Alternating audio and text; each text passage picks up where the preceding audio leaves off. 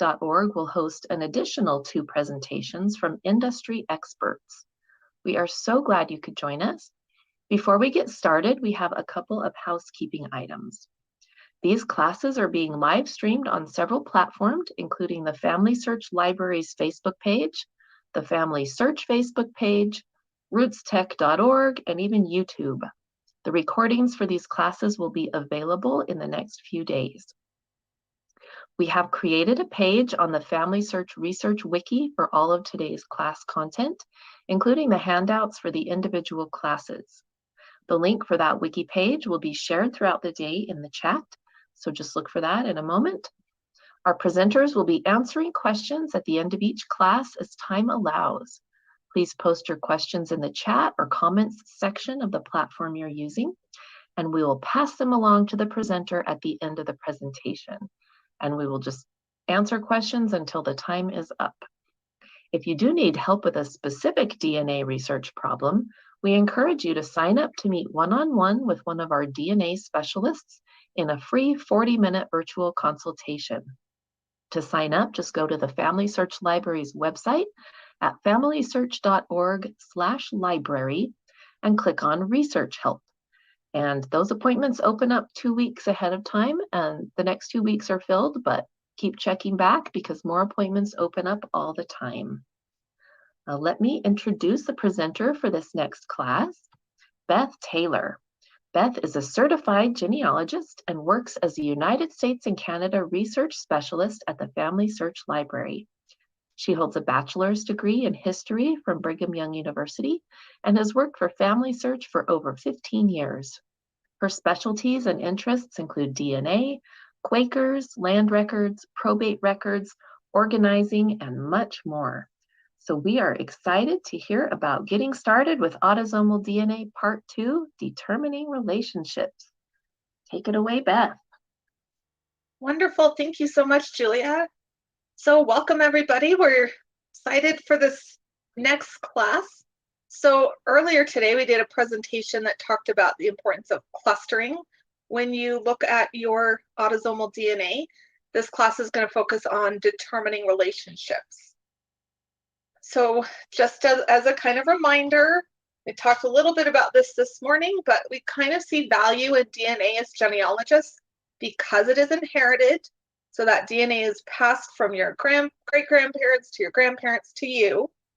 And also when we compare DNA, so you compare your DNA with somebody else's DNA, that there's overlapping segments or overlapping pieces of DNA, and this person is now considered a match. And so there's a conclusion or an assumption that there is a relationship with a common ancestor.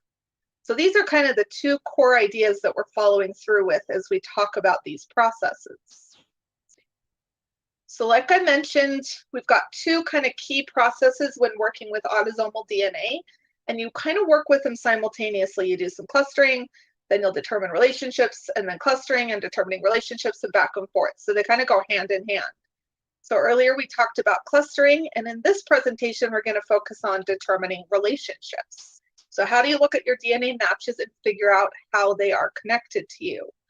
Remember, though, the core idea with all of this is that because somebody shares DNA with you, we're assuming a relationship does exist. And so our goal is to figure out what that relationship is. To our objectives today, first, we're going to define relationships. That sounds a little bit, might sound a little weird. We'll see. We're just going to talk a little bit about what some of these more less common relationships mean. Things like a half cousin or a cousin removed. I find a lot of people still struggle with the idea of a removed cousin because it's not somebody that you're removing from your family tree, but it's something else. We'll kind of take a look. Then we're going to talk a little bit, kind of the core of the class is to actually look at how do you take a DNA match and figure out your relationship. And this is especially valuable as you start working on those unknown lines where you're trying to solve your research problems. We'll then kind of walk through the process of identifying the most recent common ancestor. And then we're going to end by continuing an example we started in part 1, which was to help Emily figure out or identify her biological father. So let's start with a little about defining relationships. Now, like I mentioned, some of these terms, removed cousin, a half cousin, well, what do these mean? And I will say that sometimes it might not feel that's as important when you're doing traditional paper trail research, but in genetic genealogy or when we work with DNA, you do need to figure out relationships because it actually impacts the expected number of shared centimorgans that you'll have in common. Remember, a centimorgan is a unit of measurement, and the more centimorgans you have in common, the closer the relationship. So we're going to talk about the terms, what is a cousin, what is a half cousin, and what is a cousin removed, just to kind of make sure that you're clear in your mind what these terms mean. So here we've got a descendancy chart. So kind of to walk through what we're looking at, we have Martha, and Martha married twice. Martha married John, and John and Martha had children named William and Grace. And then William had a daughter, Elizabeth. Grace had a son, Joseph. Elizabeth had a son, Thomas. Joseph had a son, Arthur, and so forth. So you kind of see what we're talking about. These are all descendants of John and Martha through a single line. Then Martha married again to a Frederick and had a daughter, Catherine, who had a daughter, Anna, who had a daughter, Christina, and so forth. So again, we're seeing William, Grace, and Catherine in the same generation, Elizabeth, Joseph, and Anna in the same generation, and so forth. So let's talk about how we describe the relationships between the individuals in this chart. So first we have Thomas and Arthur. So Thomas is the great-grandson of John and Martha, and Arthur is also the great-grandson of John and Martha. So how are Thomas and Arthur related? Now I put some helpful little notes on the side. It looks like William and Grace would be siblings, Elizabeth and Joseph first cousins, and Thomas and Arthur second cousins. Now Thomas and Arthur are full second cousins, and the way you can figure out a full cousin versus a half cousin is by counting the common ancestors. Thomas and Arthur have two common ancestors, John and Martha, meaning they are full second cousins. So how do we describe then the relationship between Margaret and Alexander? So Margaret is a second great-granddaughter of John and Martha, and Alexander is a second great-grandson of Martha and Frederick. Now we notice that Margaret and Alexander are on the third cousin level. However, Margaret and Alexander only have one ancestor in common, Martha, because they have different second great-grandfathers, Margaret's being John and Alexander being Frederick. So this means we're looking at a half cousin relationship. So therefore Margaret and Alexander are half third cousins. Does that make sense? Now, what happens, however, if the two people that you're looking at are not in the same generation? So what if we're trying to describe the relationship between Thomas and Margaret? So Thomas is the great-grandchild of John and Martha, and Margaret is the second great-granddaughter of John and Martha. So how are Thomas and Margaret related? And this is where we get into removes. So a removed just seems they're a generation removed from the generation at the same level or the same descendancy level. So if Thomas and Arthur were second cousins, Margaret is one generation removed from Thomas and Arthur. Therefore, Margaret is so then we do the relationship that's closest to John and Martha. Thomas and Arthur are second cousins, and Margaret is one generation removed. So they are second cousins once removed. Does that make sense what removes are? So it's not somebody that you're kicking out, it's that you're counting down generations. It's the generations removed from those at the same level. And you always count down, you never count up. Okay, so let's go a little more complex. How about Elizabeth and Alexander? How are Elizabeth and Alexander related? So we kind of take a second, think, what is the answer to this? Elizabeth and Alexander. Elizabeth is the granddaughter of John and Martha. Alexander is the second great-grandchild of Martha and Frederick. So we're going to start by saying, okay, Elizabeth and Anna, who are at the same level, what is their relationship? Well, Elizabeth and Anna are half first cousins. They only share one common ancestor, Martha. So Elizabeth and Anna are half first cousins, and Alexander is how many generations removed? Hope you got 2 generations removed. We counted down twice. So Elizabeth and Alexander are half first cousins, twice removed. Now again, why is all this important? Well, when you're going to figure out your relationships, the relationship has to be identified in order to figure out how much DNA that you will share in common. So this might be something really familiar to you, but I've helped enough people at the Family Search Library who are still struggling a little bit with understanding a removed relationship. So I just wanted to explain it because we are going to use these terms throughout the presentation, and you want to understand the difference between a cousin, a half cousin, and a cousin removed. So from there, how do we abbreviate these? Because we're going to use these little abbreviations a lot. First cousins, you just put 1C. Half first cousins, half 1C.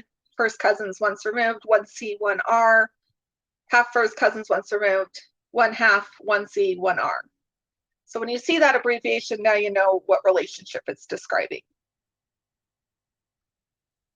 So next up, let's kind of talk about evaluating a match. And what I mean by evaluating a match is really spending a few minutes looking at the information about the DNA match, the person that you share DNA with, and seeing if you can make some guesses about them and what generation they belong to without ever looking at their tree. So make sure that you're spending a few minutes evaluating a match before you pull up the tree, especially if it's an unknown match. So let's take a look at a DNA match. This is a match on Ancestry. This is a match on for my mother's DNA matches. You want to take a look at a few things beyond just the tree, though you will want to look at their tree. But pay attention to some other details. For example, start by looking at their name or their username. So in this case, we have a person who is going by initials because their kit is managed by somebody else. This is KL, managed by John Lewis. Well, if the initials are KL, what do you think the L stands for? Probably Lewis, which means that KL, if you've got a Lewis line, this person might be related on the Lewis line, or they might not be, but it might give you some clues. So think about, is the surname familiar? Another thing that you can do, especially with Ancestry, is you can actually click on the person who manages the kit and see if you share DNA with them as well. And if you share about half as much DNA with the kit manager as you do with the person who took the test, that's probably a sign the kit manager is a child. So something to think about. Do you share DNA with the kit manager or do you not? Do they manage other kits? And if they manage other DNA kits, do you share DNA with those other DNA kits? The more that you can kind of start seeing that, it might give you a sense of who this person is, who did the test and who's the kit manager. Also look at their tree. You probably want to glance at their tree, but even if they have a small tree, you can at least make some guesses. And this person, KL, has an unlinked tree. And one of the questions you want to ask is, are they in the same generation as you are? Meaning, if they are about your age, then you can guess that the relationship is going to be a cousin relationship, not a cousin removed relationship. But if they're a generation older or younger, you can guess there's probably a removed in there. Now, it is possible to have cousins or to have removed relationship cousins who are about your age, but we'll start with the assumption that it's not. So in this case, we look at this particular unlinked tree, and the person in question doesn't have a birth year. That's not a surprise, but they're a child of people born in 1906 and 1908. Now, this is my mother's, is this my kid or is this my mother's kid? You want to think about the person who did the DNA test and what generation they're in. Another thing that you want to pay attention to is what the predicted relationship is, but also how many centimorgans in common they share. So consider what's the probable relationship. Remember that centimorgan is just that unit of measurement, and the more centimorgans, the closer the relationship. And this is a great time to kind of introduce the shared centimorgan project from DNA Painter. Now, whereas in this case, Ancestry is just giving me kind of a second to third cousin, relationship. The shared centimorgan project's based on real data, and it's going to give me a lot of other possible relationships. So here's the shared centimorgan project from DNA Painter. This link should be in your handout. Or hopefully that one of my great coworkers can share it in the chat. But the shared centimorgan project, like I said, is based off of real data, and it kind of gives you a sense of what that number could mean. You'll notice that the number, the shared centimorgans with that KL was 111. And when I can filter that on DNA Painter or on the shared centimorgan tool, and it's going to actually show me what are the possible relationships. And in this case, I had guessed that there was a removed relationship based on what generation this particular match was in, that that their parents were more at my grandparent level or my mom's grandparent level. So kind of keeping in mind that if there's a removed relationship, then they're probably, 42% of the time it says it could be a second cousin once removed, a half first cousin twice removed. It gives me a sense of what kinds of relationships to look for as the probable connection between this person, my mom, and this DNA match. So DNA Painter is really an awesome tool to kind of help us really understand what that second to third cousin actually means or could mean. So if you scroll down, then it was going to highlight the relationships on the chart that fit into the 111 centimorgan range. So this is just a great tool for really understanding centimorgans in a more detailed way and what those numbers tell us. So the other thing that you'll want to do as you evaluate your matches is consider what clusters they belong to. And this is why clustering can be so helpful, is because I can look at the colors and say, who are the shared matches? And if you haven't gotten a chance to do your clustering yet, then you can go ahead and click on the match and look at shared matches and see who do they share DNA with, which of, are they more connected on your father's side, your mother's side? That's going to give you a sense of who this match is without ever having to build out or look at their tree. So considering shared matches, the clusters, and in this case, this is my mother's line, so, or my mother's line.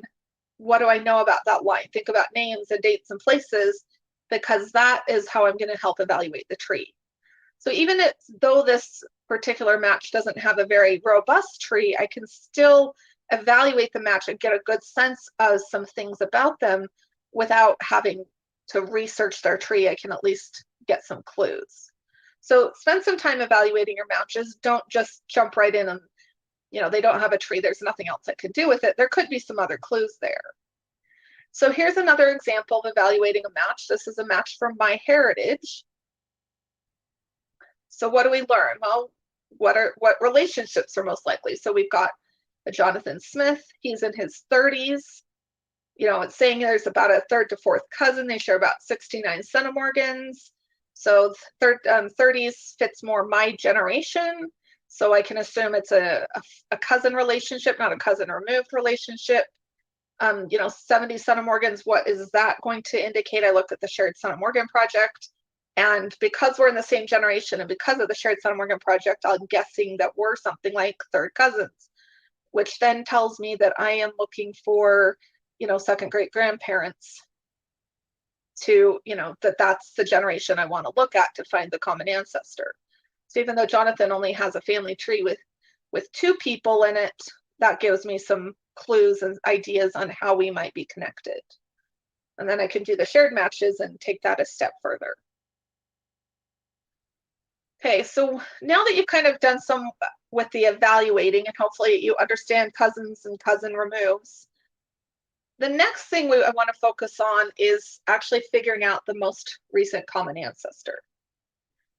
So kind of the process for determining a relationship, you choose a match, evaluate them like we just talked about, review their tree, identify the common ancestor, determine your relationship, and then write down your conclusion in some format, in a note, on a spreadsheet. Don't figure out relationships without recording them. You're not going to remember them all. Like we mentioned in the previous class, you could have upwards of, 40,000 matches. You're not going to remember how you're related to all of them. So make sure you're actually writing down what you're doing, just like you keep a research log when you do paper trail research. Now, the first thing to note is this process really is only going to work if you already know your own tree. So if you haven't filled out your own tree and researched your own tree, it's really hard to figure out relationships to these individuals. And if you do have an unknown line, then as we talked about earlier, you have to focus on the known lines first, and then you can tackle the unknowns. Okay, so identifying relationships, note that figuring out or determining those relationships, it is easier if the DNA company has an integrated tree feature. So primarily we're focusing with MyHeritage and Ancestry today because of that. So keep that in mind. That doesn't mean the other DNA websites aren't valuable. It's just you might want to start with the easier ones and then do more with the other ones, because sometimes like you might have to do a lot more contacting of people to figure out relationships with DNA companies that don't have integrated trees. Also remember that figuring out that relationship does rely on the tree of the DNA match, which may or may not be accurate, they may have connected their DNA to the wrong person. They may have done a variety of things. So just keep that in mind as well. But there's different types of trees, and we're just going to talk about a few of these. We've got full trees, trees that are small, they're incomplete, so you can't find the common ancestor. Unlinked trees, people with no tree or private tree. So let's take a look at some of these types of trees and how you might tackle determining the relationship, figuring out the relationship. Now, if somebody has a full tree or an almost full tree, it's usually pretty easy. And with both Ancestry and MyHeritage, they're going to try and find the common ancestor for you if you also have a good, full, robust tree. So in that case, sometimes it'll tell you, you don't even have to look for it, but you review the tree, figure out the common ancestor, determine the relationship. It's a pretty simple process. So let's take a look at this. So here we've got a match on MyHeritage. We're calling a match number 10. Again, evaluating the match, we want to take a look. They are 1 generation older than I am based on age or based on age of parents or grandparents. Share 90 centimorgans, so I'm doing all this evaluation first, possibly a second cousin once removed. And based on the common locations, it says it's kind of small, but it does say they include Tennessee and Georgia. Those are my mother's father's line. So that's already giving me some clues which line that we probably share in common. So I go ahead and I look at their tree, and lo and behold, there's a Jacob and a Clara that are the ancestors. And I'm saying, wait a second, I know Jacob and Clara, so therefore I know the relationship. It's pretty simple. I'm a very visual person, so I always draw out my descendancies. So when I mean draw, I do this kind of process where I actually say Jacob and Clara, here's the generations down to me and down to the match. We share 90 centimorgans. And I think I'd hypothesized a second cousin once removed, but in reality, even though they're a generation older, they are third cousins based on their tree. And then I'm actually going to make a note of that. MyHeritage has a wonderful notes feature. I'm just going to put it in the notes how I'm related. And I actually write out the relationship. Then I don't have to think about it again. It's already recorded. I figured it out once and I'm done. Okay, those are full trees. Like I said, oftentimes the DNA company just tells you the relationship because they've already spotted it for you, though you still want to evaluate it because it could be there's something in error on somebody's tree. Now, what do we do with a small tree? So a small tree, as long as it has at least one deceased person with dates and places, you can still figure out the relationship. So in this case, you're either going to go out there and find that deceased person in another online family tree, which is oftentimes the easiest thing. Or if you can't find that person in an online tree, hopefully that's enough detail you can search records and then build out what we call a quick and dirty tree, and then compare your tree and their tree and then figure out the relationship. So let's kind of walk through that process. So here we have a DNA match named Millerell. So I would guess the surname is Miller and EL is maybe the first name, some kind. So kind of tells me something. I might, oh, do I have a Miller line? Something to think about. Based on their age, looking at the tree, they're about the same generation. And based on the amount of shared DNA, 203 centimorgans, I'm guessing a possible second cousin. And then the clusters over on the right suggest they're on my paternal grandmother's line. So in this case, I looked at the tree. There were 5 people in the tree, several people named Private, which is a very, very common name in trees, I've noticed. However, they do include 2 people who have names, dates, and places. And so I'm going to take that information and go plug it into other trees. That includes the Ancestry's public member trees, the Family Search family tree, my Heritage family trees, any other online trees you want to use. If I can find that person in the tree, I can see their ancestors, and I can maybe find a common ancestor.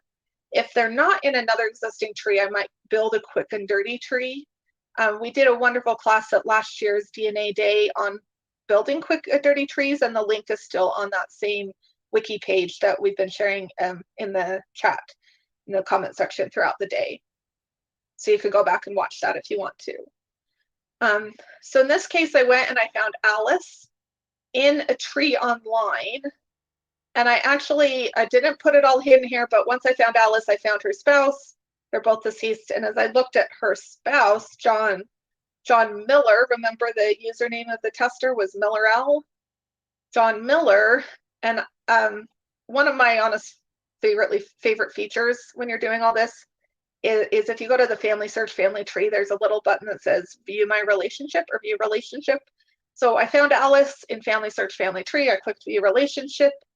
And lo and behold, it pointed out that both Martin Miller and Florence and Daniel Hawk and Grace are my common ancestors. We have some double cousin relationships going on because children of, like 3 children of Martin Miller and Florence married 3 children of Daniel and Grace. So I can take that information and add it into Miller L's tree. Since I had Alice, I'm just going to add on to her tree. And I can now extend back and figure out how I'm related to this Miller L, this DNA match.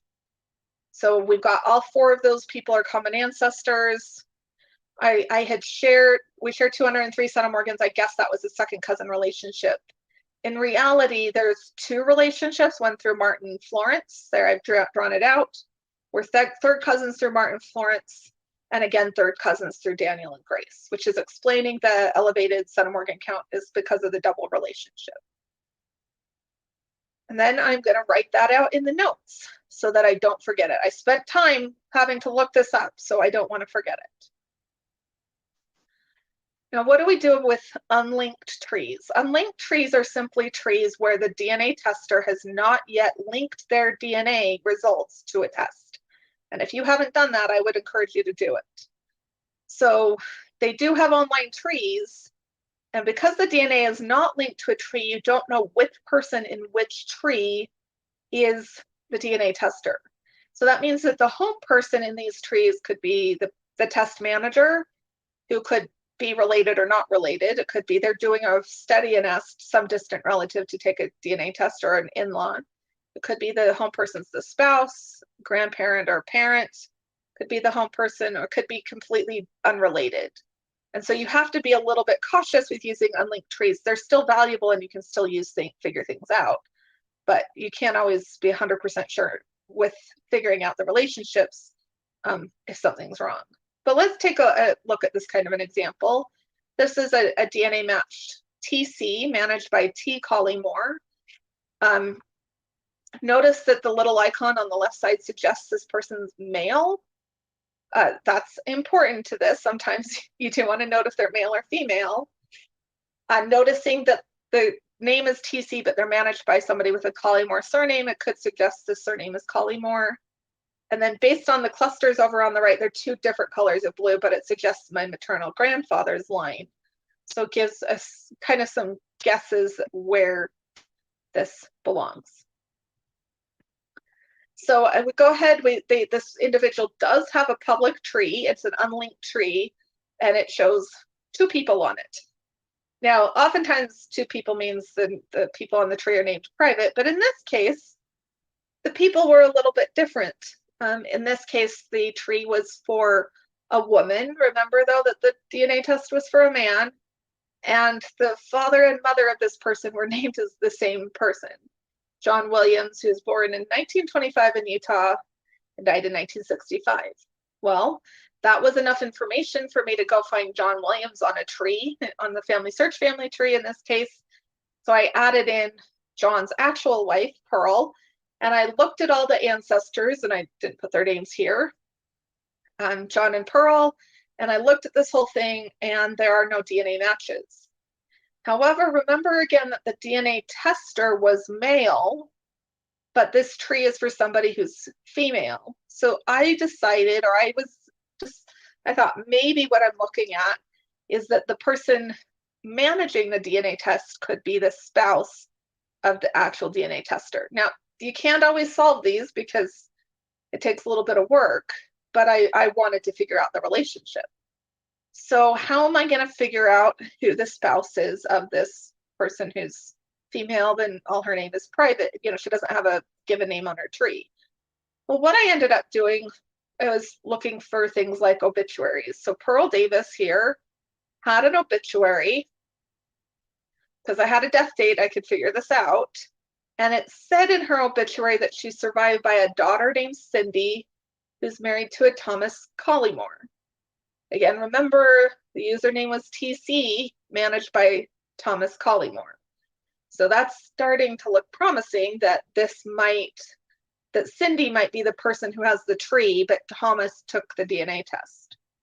So I did a little bit more research. So I'm guessing that Thomas Collymore, he had an unusual enough name that I just went looking for people with that surname. And I'll be honest, this isn't the actual name of the person. It's a real example. But it was an unusual enough surname that I could just go playing around, and I knew where Thomas and his wife had lived. And so I found an obituary for a Harold Collymore, who lists as survivors a Thomas and Cindy Collymore. And then I used that information combined with the name of his spouse, Shirley Harris. And I could put that in as Thomas's parents, Harold and Shirley. And then with that information, I quickly figured out how Shirley's related to me. Anthony and Virginia Harris are also my ancestors. And so therefore I can figure out the relationship from there. So I went back and I'm going to combine the DNA test, or I'm going to use that information to figure out what the relationship. So remember, we share 271 centimorgans, and I believe this is my relationship to TC, is a second cousin relationship.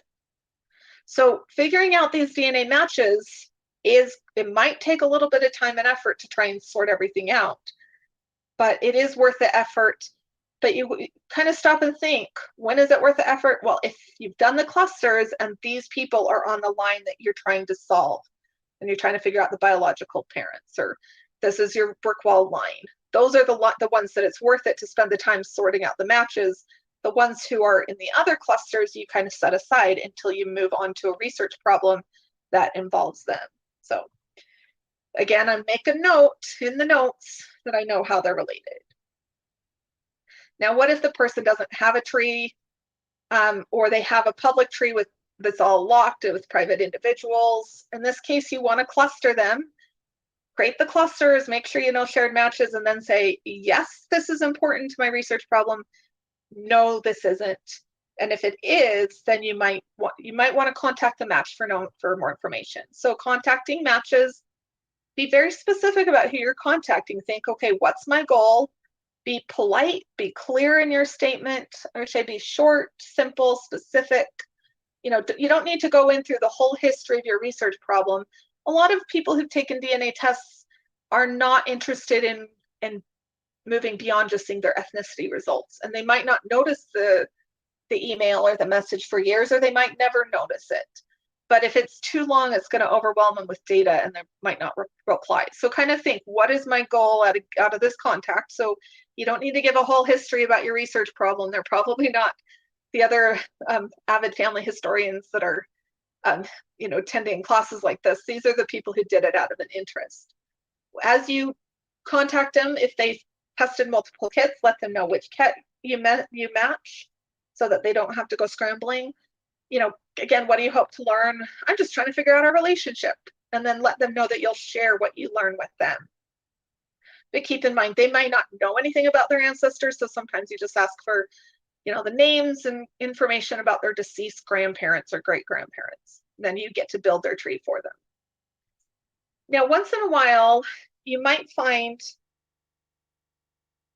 that there is no match, that they have a very full tree or a small tree, and you look at their common ancestors, but you can't, or you build out their tree form and there's still no common ancestor. Well, look for common surnames and locations, look for any other clues, but what you could be looking at is, somebody who was adopted and their entire tree is their biological tree or their adopted tree. Maybe they don't know they're adopted. Maybe there's a non-paternal event or a misattributed parental event somewhere in their tree or your tree. Now, if you think it's in your tree, make sure you're doing a full cluster of your matches and see if you can really find matches to all of your ancestors. But if you think it's in their tree, don't tell them unless they ask. So, I mean, if you're looking at somebody thinking, oh, I bet this person's adopted, or one of their parents isn't really their parents or something, that's not your news to share. So if they reach out to you and say, hey, I think there's something wrong, then you can say, well, I can walk you through processes, but don't reach out to them and tell them, well, your tree is off or it's wrong.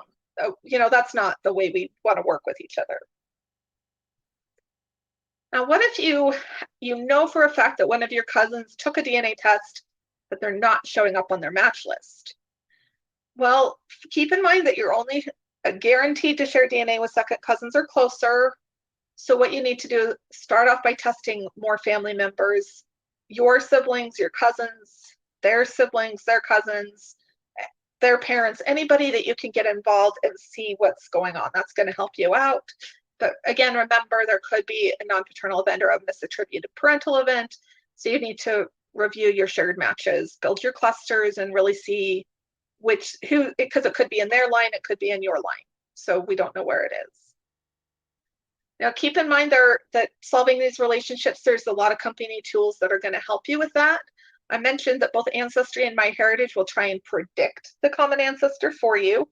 With closer common ancestors, this is really great.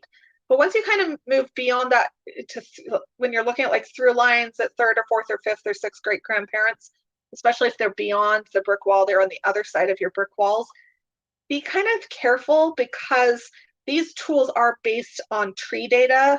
They're not using the DNA. They're just saying you share DNA and, oh, look, there's a common ancestor. But that could just mean somebody's put a false ancestor in their tree thinking that, John is the name of the father, and it's not, but Through Lines is going to tell you it is. So just, again, evaluate the matches. Make sure that you're really, really, really carefully going through and making sure the relationships really do exist. Okay, so let's take our last few minutes. In the last class in part 1, we introduced a case with somebody who's trying to determine relationships to figure out her biological father. So remember Emily, she wants to find her biological father. Now, just as a couple reminders, we start with known information. That's how you want to do all your genealogy research. Figure out what you want to know, set your goal, and then figure out what you already know. So in this case, we do know what we know about Emily's biological father comes from what we know about her mother. So Emily was born in 1971 in Arizona. Kathy's passed away, so she can't help out, but she gave 3 different names for the father. Kathy was living in California in the few years prior to Emily's birth, suggesting that Emily may have been conceived in California, so that's where we want to look for biodad. And Kathy, the mother, was born in 1947 in Utah, so she was in her early 20s when she had a child. So those are all clues when you're starting to think about who could the biological father be. Now, earlier in the previous presentation, we did walk through the clustering process, and we narrowed down Emily's matches to her paternal matches, and then we split them into 2 clusters, paternal cluster number 1 and number 2. Now, we talked a lot about determining relationships where you know your tree, but when you're working on a line like this where you don't know the tree, the key is to take yourself or the DNA tester or the person who was adopted out of the mix and look at all of the trees of the DNA matches and see if you can find a common ancestor on their trees. So we'd usually start with the first person on this list, which is Henry. However, Henry doesn't have a tree, so he's not going to help us out. So we're going to start with Ronald. So what we do is we look at Ronald's tree, and Ronald's tree by itself really tells us nothing. What you want to do is instead is look for the names that appear more than once on the tree. So you'd make a list. We've got Lewis, Johnson, Turner, Hawkins, Ward, and Clary.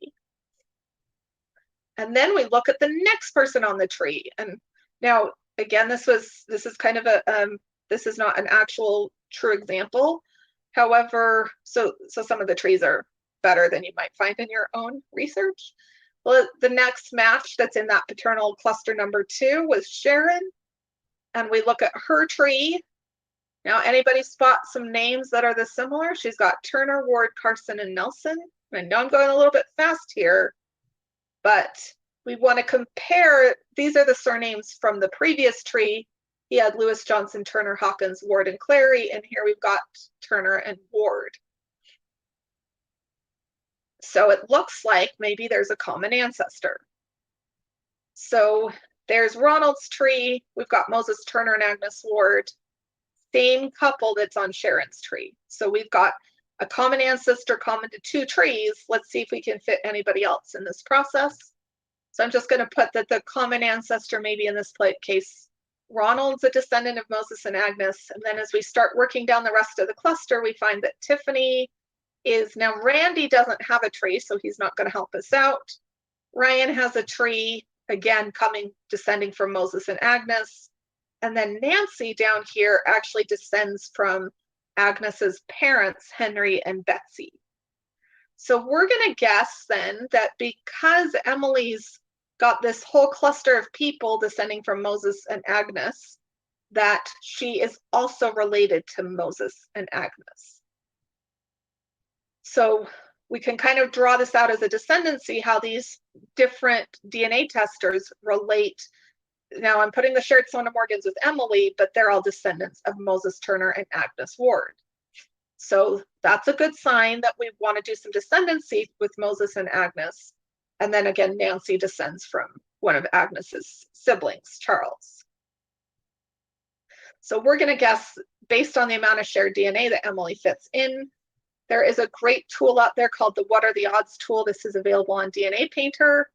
And this tool can also do that same, I've been drawing out the descendancies. What are the odds? Will just let you build it all. And there's great resources that can help you out how to make this work for you. So it lets you do some hypotheses and some guesses, and it's an awesome tool. So with that cluster number 2, we're called a paternal cluster number 2 because we still don't know who it's related to. So what we want to do is identify the descendants of Moses and Agnes and compare dates and locations. Consider who moved to California. Moses and Agnes are from the East Coast, from the New England area. So we need to figure out which families are ending up in California. Now that could be military or something else, but who's ending up in California so they can father a child. And then we're going to go back and look at the other cluster that we have. Now, ideally, when this works well, you can then connect the descendants from one cluster with the descendants from the other cluster. So for example, looking at this second cluster, apologize. Look at the second cluster, we have Henry, Joseph, Heather, and a few others.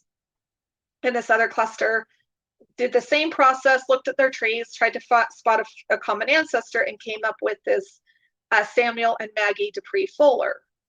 Then doing descendancy on Samuel and Maggie, we found a Pauline, and doing descendancy on Moses and Agnes, we found a Jeremy, and lo and behold, Pauline and Jeremy got married. So we're now thinking that Emily is a descendant of Pauline and Jeremy because she's matching people on Pauline's ancestors and Jeremy's ancestors.